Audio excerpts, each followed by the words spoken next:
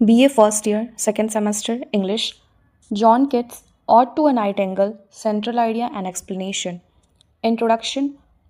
Ode to a Nightingale is one of the greatest odes written by John Keats. It is a romantic poem in which Keats expresses his deep emotions about pain, beauty, death, imagination, immortality through the song of the nightingale.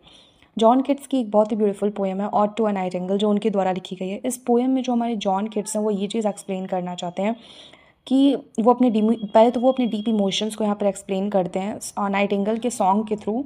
और वो जो उनके deep emotions हैं वो death, beauty, pain, imagination, immortality पर based हैं। और ये जो है कि बहुत ही रोमांटिक पोएम है। It is a romantic poem which is expressed by John Keats. Okay, so without wasting time, let's get started. See the central idea of the poem. The central idea of the poem shows a reality check.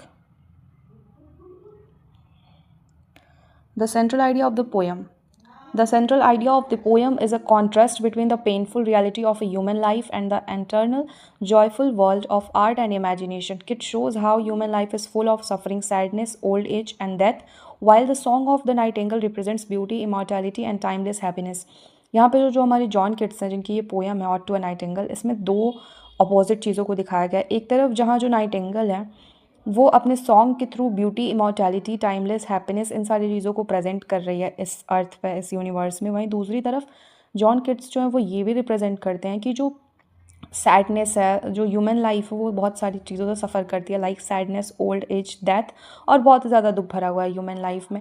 वो यहाँ पे art, imagination, वो ये चीज़ भी present करते हैं कि जो हमारा ये पूरा वर्ल्ड है it is full of art and imagination and it's a joyful.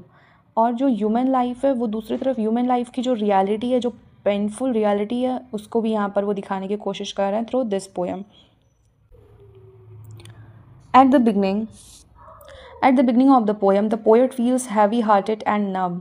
वो पोएम की स्टार्टिंग में जो है वो बहुत ज़्यादा दुख और बहुत ही ज़्यादा उनका हार्ट हैवी है, वो बहुत ज़्यादा दुखी महसूस कर रहे हैं। He is not jealousy about of the birds. वो उस बर्ड्स से वो उस नाइटिंगेल से बिल्कुल भी जेलसी फील नहीं कर रहे हैं। Is not feeling jealousy but he feels overwhelmed by the birds happiness. लेकिन वो जो बर्ड है, जो नाइटिंगेल है ना, उसकी खुशी से उनको थोड़ा सा तकलीफ़ हो रहा है। The Nightingale is singing freely in the forest. जो नाइटिंगेल है क्योंकि वो बहुत ज़्यादा फ्री होके एकदम आराम से मस्त जो है वो फॉरेस्ट में गाना गा रही है, symbolising pure joy and natural beauty. ये जो नाइटिंगेल है ना, ये pure joy and natural beauty का सिंबल है जो कि यहाँ पे पोएट बताना चाहते हैं। On the other hand, poet feels the burden of the human life where people grow old, become weak, suffer from disease and finally die. और यहाँ पे दूसरी तरफ ना